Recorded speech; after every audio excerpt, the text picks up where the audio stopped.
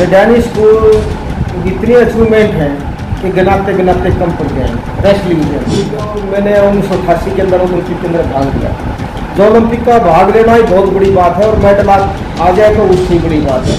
तो मैं धन्यवाद करता हूँ ऐसे कोचों का, इतने अच्छे अच्छे बच्चे निकाले उन्होंने इस स्कूल के अंदर से और कितनी अच्छी सुविधा दी है। वो मैडम वहाँ पे इतनी खुश हुई थी कि वही कुलदीप जी ले जाए। उन्होंने आते ही 19 लड़कियों को तुरंत भर्ती किया 3 महीने के अंदर। नमस्कार दोस्तों, मैं आपका दोस्त सुखबीर सिंह हुड्डा आज फिर वही वादे के अनुसार एक ऐसी शख्सियत के साथ जिसका प्रदेश में नहीं बल्कि पूरे हिंदुस्तान में नाम है और वो रेलवे के अंदर स्पोर्ट्स ऑफिसर के पद पे काम कर रहे हैं, जिन्होंने देश विदेशों में हमारे देश के लिए नाम कमाया है और उनका नाम है कुलदीप मलिक। आइए कुलदीप मलिक साहब से आज जो कुलदीप सिंह मलिक जो भरत सिंह मेमोरियल स्कूल, भाई सुरेंद्र सिंह मेमोरियल स्कूल उनके साथ जुड़े हुए हैं। वहाँ पे अपनी जो टेक्निकल या अपनी इनकी जो कोचिंग है, अपनी जो इनके जो टैलेंट है यहाँ के बच्चों को पास ऑन करते हैं। आप आइए आज इनसे बातचीत करते हैं और पूछते हैं कि यहाँ पे क्या कंट्रीब्यूट कर रहे हैं। सर पहले तो आप ये बताइए कि आजकल रेलवे में कहाँ पोस्टिंग है और रेलवे में किस किस चीज़ को कोचिंग दे रहे हैं आप? पहले तो सबको मेरा नमस्कार। मैं भारतीय रेलवे में जॉब करता हूं और मेरी पोस्टिंग नई दिल्ली में है as a OSD sports Delhi division के। और मैं रेलवे की टीम का और भारतीय टीम का पिछले कम से कम महिला कोच का 10 साल से और रेलवे की टीम और भारतीय टीम का 20 साल से लगातार टीम से। सिर्फ रेसलिंग का या और भी कोई फील्ड है? नहीं जी, सिर्फ रेसलिंग का। अच्छा, रेसलिंग। हाँ। तो इससे आप ये तो हुई आपकी जो सरकारी सेवाएं हैं जिसकी आप तनख्वाह लेते हैं और देश का नाम ऊंचा करते हैं। तो एक जो निगरानी स्पोर्ट्स स्कूल है जो doctor MS Malik, doctor Krishna Malik ने जिन्हें जो नो प्रॉफिट नो लॉस के ऊपर बनाया है, एक संस्था के रूप में बनाया है, NGO के रूप में बनाया है, तो इसके अंदर आप जैसे स्पेशलाइज लोग जो आगे समय समय पे अपनी यहाँ पे अपने टैलेंट को शेयर करते हैं, तो आप यहाँ पे क्या सेवाएं देंगे और स्कूल को ऊपर जाने के लिए या ऊपर ऊंचाइयाँ छूने के लिए अपनी क्या क्या टेक्निकल इनको इनपुट देंगे? देखिए, जैसा कि आपने बताया कि चौधरी महेंद्र सिंह मलिक जी और मैडम श्रीमती कृष्णा मलिक ने नो प्रॉफिट नो लॉस पे स्कूल चलाया है और ये खेलों को भारतीय खेलों को ऊपर उठाने के लिए ही सारा कदम उठाए हैं। और हमारा भी फर्ज बनता है कि हम इस स्कूल के अंदर कुछ न कुछ योगदान दें।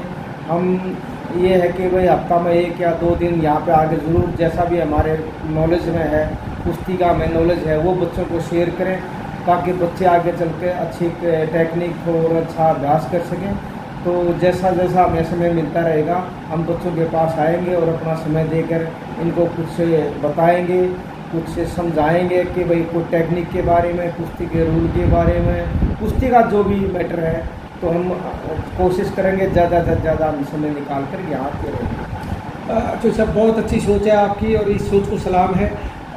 इस निगरानी स्कूल से बहुत सारे बच्चे ओलंपिक के लिए, वर्ल्ड उसके लिए, एशियन गेम्स के लिए, कॉमनवेल्थ गेम्स के लिए बहुत ज़्यादा बच्चे निकले हैं और उन बच्चों को जो टैलेंट दिया है, उनको जो सिखाया गया है, आप जैसे गुरुओं ने सिखाया है। तो अब आप क्या मानते हैं कि भी जो जैसे अब अंशु मलिक जो वर्ल्ड रेसलिंग में जो फर्स्ट टाइम वर्ल्ड रेसलिंग की उसके अंदर वो मेडल जीत के लेके आई है, तो आपका क्या मानना है कि कुश्ती का क्या भविष्य है हिंदुस्तान के अंदर?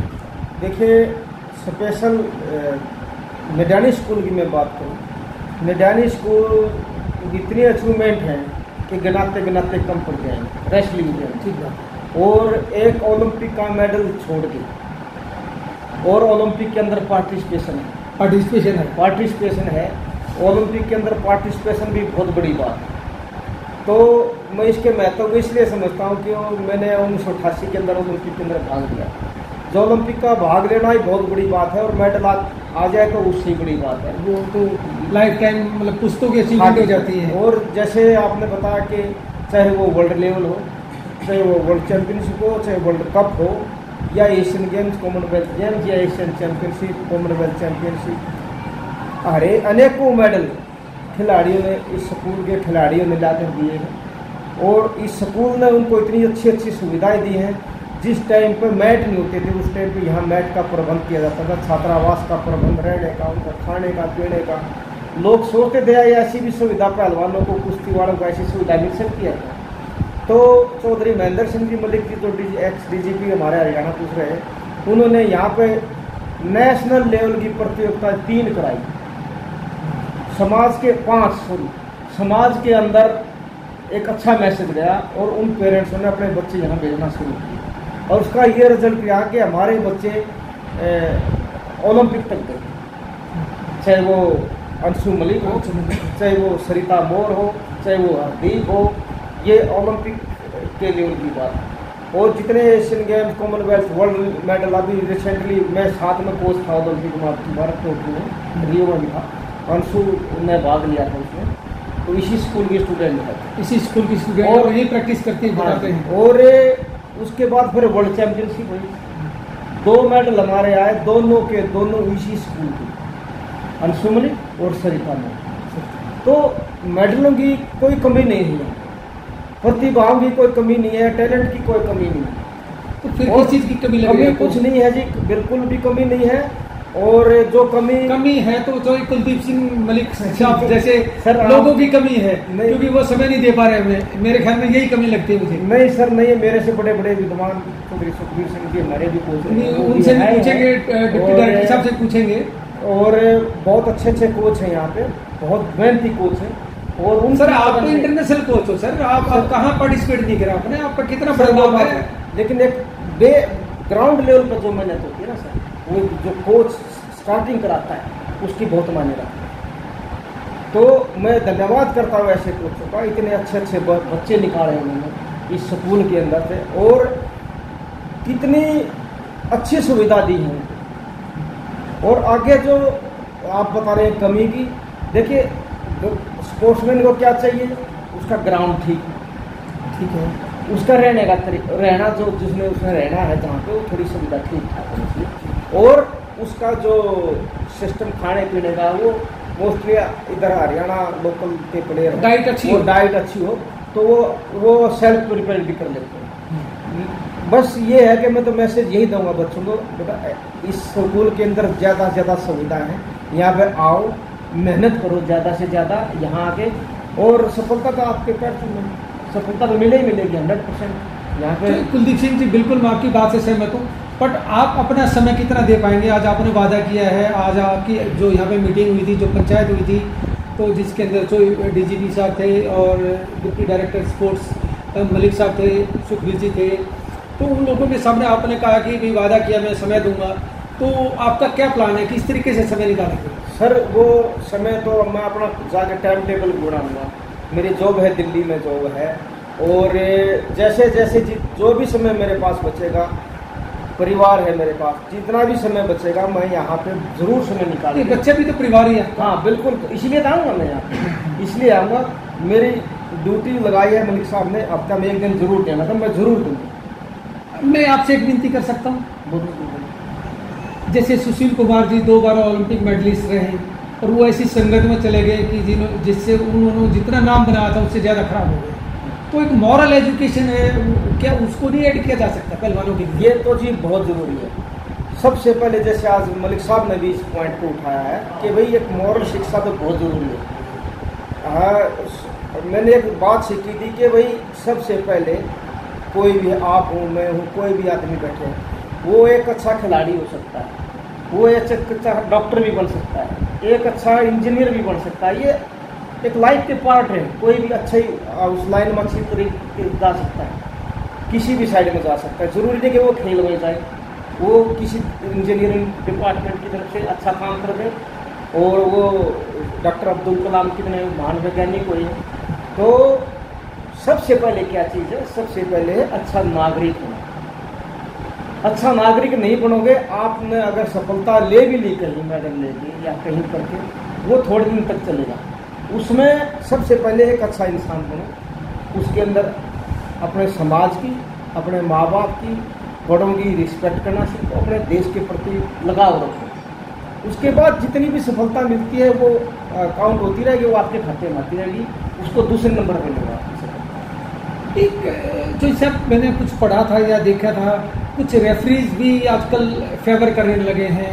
कुछ रेफरीज भी अगर दो पहलवान कोई कुश्ती कर रहे हैं, कहीं पे उनको जाना है। अभी कुछ एपिसोड आपने सुना होगा, कुछ झगड़ा हुआ था, कुछ कोई सेना का सिपाही था, उसने कुछ हाथ उठा दिया था, फेवर। मतलब मुझे ये लग रहा है कि एम्पायरिंग पे भी कुछ न कुछ उंगलियां उठ रही हैं आज के टाइम पहलवानों के साथ साथ। देखिए, सबसे पहले तो एम्पायरिंग के लिए, एम्पायरिंग में कुछ हो सकता है, हर जगह कोई न कोई एक आदमी गलती होता है, किसी भी फील्ड में चलता है। चलो वो तो हर फील्ड में होते हैं, लेकिन जहाँ तक मेरी ऑब्जर्वेशन है कुश्ती के अंदर, क्योंकि कुश्ती के अंदर ऐसे मूवमेंट हैं सर, आप कैमरे में रिप्ले करके भी देखोगे तो अभी डिसीजन बड़ा टफ होता है, और विद इन सेकेंड के कुछ हिस्से के अंदर आपने तुरंत डिसीजन देना है। ये 2 पॉइंट है या 3 पॉइंट, वो बाहर भाग गया है या पैर पहले किसका गया है, ये बड़े छोटे छोटे चीज़ें हैं, बहुत लेट पकड़ पाती हैं, और वो रेफरी को, ऑफिशियल को वो तुरंत डिसीजन देना पड़ता है, नहीं तो फिर अदरवाइज वो एपिसोड जैसा आपने देखा वो हो जाता है। तो उनके ऑफिशियल के ऊपर भी बहुत भारी प्रेशर दिमाग के ऊपर रहता है। और जहाँ तक मैं हिंदुस्तान के ऑफिशियल को रीड कर रहा हूँ,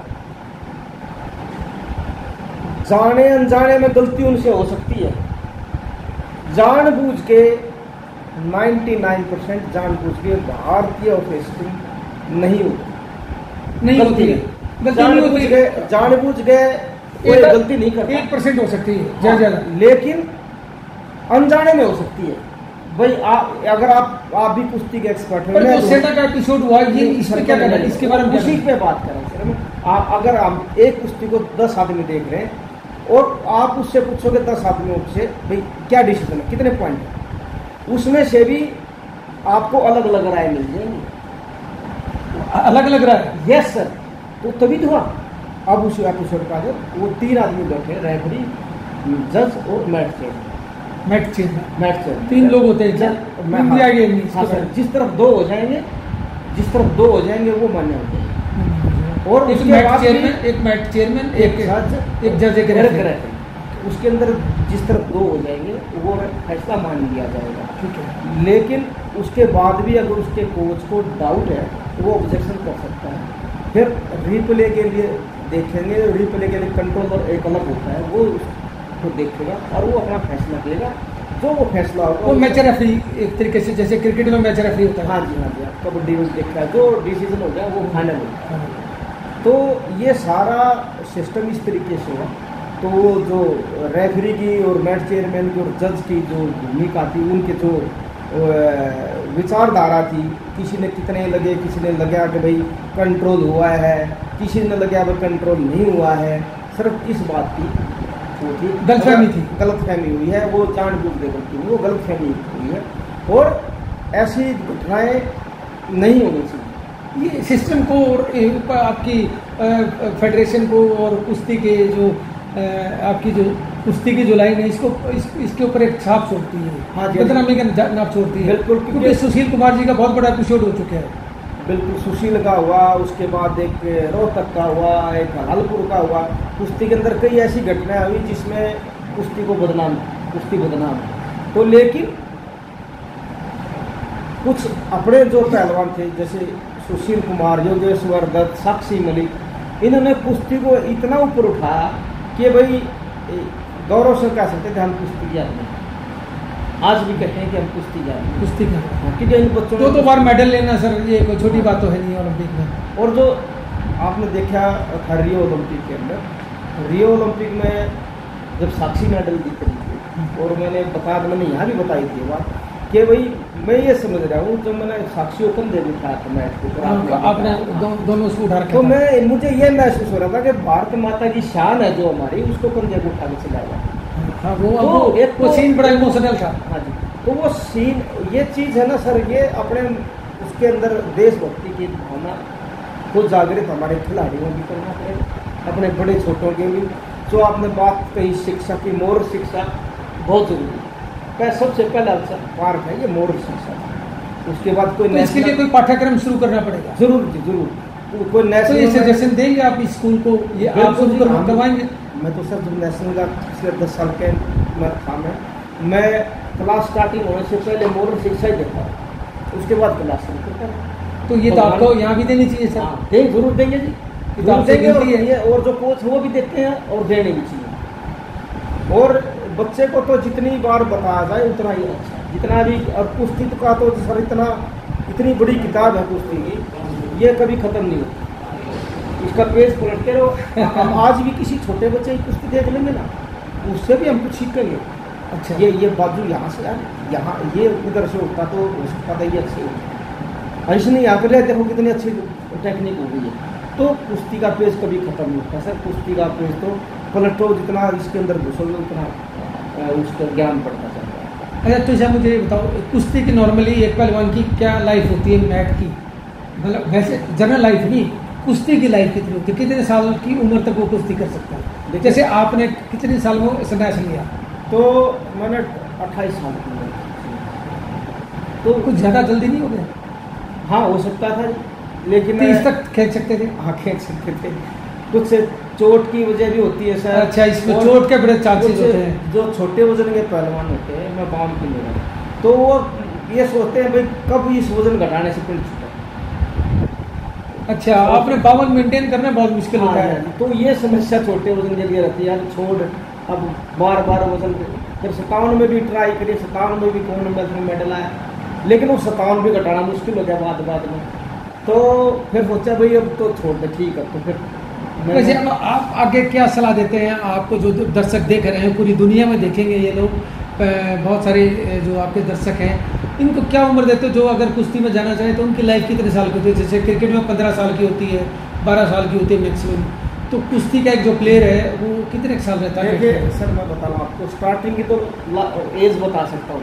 स्टार्टिंग की बता 10-11 साल से या 12 साल, 10-12 साल का बच्चा शुरू करे तो 20 साल की मान के चलें, 10 साल का से लेके 30 साल जरूरी है। 20 साल का स्टार्ट नहीं कर सकता बच्चा। 10 से स्टार्ट करे, 30 पे खत्म कर दे। हाँ, ये भी बहुत अगर तगड़ा ही है अपने वेट का, उसके अंदर पीछे कोई मुकाबला करने वाला, चलते रहो। मैंने बताया भाई एंड की इसका एंड नहीं है। हाँ। अच्छा सर, इनको जॉब सिक्योरिटी कितनी मिलती है पहलवानों को? जॉब सिक्योरिटी की कितनी बात है? जॉब की मैं सर बात बताऊँ, ये तो एक हमारे गवर्नमेंट की पॉलिसी है और इसके अंदर एफर्ट डालना पड़ता है। मैं जब 2011 के अंदर महिला कुश्ती का टीम का कोच लगा, मैं एक लक्ष्य लेकर चला था कि मैं किसी तरीके से भारतीय रेलवे के अंदर महिलाओं की टीम को खड़ी करूँ, और मैंने कोशिश करता रहा। फिर अधिकारी कहने लगे लड़कियाँ भी कुश्ती करती हैं। मैं कहा हाँ सर, लड़कियाँ कुश्ती करती हैं। तो मैं सर आपने कॉमनवेल्थ गेम्स में देखा? हाँ, मैंने दिख कर गीता बबीता कुश्ती करती हूँ, आपने सही कहा। तो हाँ, तो क्या कर रहे हो आप, क्या कहना चाहते हो? मैं ही कह रहा सर, मैं कहा आप जो है रेलवे के अंदर कुश्ती की टीम बनाओ, वो बुलाओ। बोला नहीं, देखेंगे। वो देखते 2011 गया, 12 गया, मैंने भी ये निश्चय कर रखा था बड़ा बना के छोड़ेंगे। 13 के अंदर एक इतनी अच्छी हमारी सेक्रेटरी आई, मैडम देख पाया तो मैंने उनको एक शब्द कहा, माजी रेल मंत्री ममता बनर्जी बने, उन्होंने महिलाओं के लिए स्पेशल महिलाएं, गाजियाबाद स्पेशल, फरीदाबाद महिला स्पेशल, सोनीपत पानीपत महिला स्पेशल, कितनी महिलाओं की स्पेशल ट्रेन चलाई थी। लेकिन सर मैडम आप महिला होती है, महिला की टीम को खड़ी करें। उन्होंने कहा कुलदीप जी लड़कियाँ कुश्ती करती हैं क्या? हाँ, मेरे को दिखाओ चलिए। हाँ जी ठीक है। मैंने उनको अखाड़े में बुला, 2-4 लड़कियाँ भी बुलाई, लेकिन उस दिन मैट का उपलब्धि नहीं बात कर रही। तो बाई चांस भगवान का ऐसे ट्रेन हुए, मैडम का 2014 कॉमनवेल्थ गेम्स के अंदर, क्योंकि हमारे रेलवे के प्लेयर बहुत जाते हैं कॉमनवेल्थ गेम में, तो बहुत बड़ी है कॉमनवेल्थ गेम्स में, वहाँ चली गई मैडम कॉमनवेल्थ गेम्स में। ये हुआ था 14 के अंदर गलास्गो में। तो वहाँ, हाँ वहाँ गलास्गो ही था, तो वहाँ मैंने मैडम को रेसलिंग के पास ला दिया ऊपर के अंदर। मैडम आप ये रेसलिंग हमारी इस डेट में आप कुछ लड़कियाँ कुश्ती, आप कुश्ती देखना है? बोली हाँ मैं ज़रूर आऊँगा। तो फिर मैडम को पास दिया, तो मैंने वो मैडम को फिर जैसे ही वो एंट्री करे, मैंने बच्चों से मिलवाया वार्म अप एरिया में जाकर, जबकि वहाँ अलाउड नहीं था, लेकिन मैंने बच्चों से सबसे मिलवाया प्रोटोकॉल तोड़ के। हाँ जी, तो बच्चों से मिली, तो जो भी कुश्ती बच्चा जीतता मैं मैडम के पास होता आशीर्वाद देता। तो मैडम वहाँ पे इतनी खुश हुई थी कि भाई बोला कुलदीप जी ले गया। उन्होंने आते ही 19 लड़कियों को तुरंत भर्ती किया 3 महीने के अंदर। आपकी बहुत बड़ी अचीवमेंट है। और उसके बाद फिर जोनल रेलवे ने शुरू कर दिया। अब मैं ये कोशिश कर रहा हूँ इसका इंटर रेलवे भी स्टार्ट हो जाएगा। इंटर रेलवे भी कंपटीशन, और जब ये स्टार्ट हो गया तो कम से कम 150 से 200 लड़कियां भारतीय रेलवे के अंदर कुश्ती की ये मेरा अभ्यास वो कर रहा हूँ, मैं कोशिश भी कर रहा हूँ। बहुत बड़ी अचीवमेंट है, इसमें हमारी बहुत शुभकामनाएं आपके साथ हैं। साथी थे CRP खजान सिंह, और मेरे साथ भी ओलंपिक में गए थे, उनसे हमारे अच्छे दोस्त, उनसे भी मिला भाई CRP में लड़कियों की भर्ती करो। एक हमारे सर जानते बलबीर सिंह थे BSF में, वो एक अधिकारी के पास ले गए AD स्पोर्ट्स के पास BSF में, वे लड़कियों की भर्ती करो, वहाँ भी भर्ती होगी।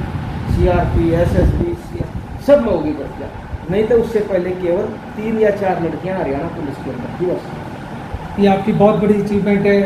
तो जितना भी कुश्ती को हम दे सके, और ये तो सिर्फ 50 किलोमीटर 60 किलोमीटर आने की दिक्कत है, कुछ भी नहीं है। सलूट है सर, आपके जज्बे का सलूट है। अच्छा, चलते चलते आपसे एक आखिरी सवाल, क्या आप इस ओलंपिक के अंदर जो टोक्यो में ओलंपिक था, इसमें क्या आप बजरंग से या विनेश फोगाट से कुछ उम्मीद कर रहे थे? बिल्कुल कर रहा था, बिल्कुल। क्या हुआ? विनेश से तो हम ये मान के चल रहे थे कि गोल्ड मेडल है, बजरंग से भी गोल्ड मेडल मान के चल रहे थे। वो तो नीरज चोपड़ा का धन्य हो, नीरज चोपड़ा जिसने हमारी लाज बचा ली। क्या वो सर कुश्ती क्लब क्यों हुई? इन तीनों लड़कियों से 4 लड़कियां थी, 3 लड़कियों से तो 3 मेडल मान के चला हुआ था, और विनेश का सिल्वर में भी गोल्ड, सिल्वर में भी मतलब उस कैटेगरी में थी वो। हाँ जी हाँ। बजरंग भी गोल्ड की कैटेगरी में था। बजरंग का मेडल मान के चला हुआ था, मेडल है, पर ये रंग कौन सा है इसका मुझे आइडिया नहीं था, क्योंकि तो लड़की में बहुत एक्स्ट्रा ऑर्डिनरी रेसलर था, एक 2 लड़का। लड़कियों में और कौन थी सर? अच्छा रहा। लड़की में और कौन थी सर? जापान एक अच्छी लड़की। नहीं, हमारी इंडिया की तो। अच्छा, ये लड़की एक सीमा थी, एक सोनम मलिक, जो अंशु और सोनम लोग इकट्ठी प्रैक्टिस करती है। तो बाई चांस की बात है, बच्चे ये 2 अंशु और जो सोनम थी, ये नए बच्चे थे, वो कुछ प्रेशर मान लो या कुछ सिस्टम प्रेशर नहीं हैंडल कर पाए। हाँ, वो नहीं कर पाए, नए बच्चे थे। और विनेश की तबीयत सुबह ही खराब हो गई, वो बस में पिछली जो सीट होती बनने वाली, वो लेट के आई।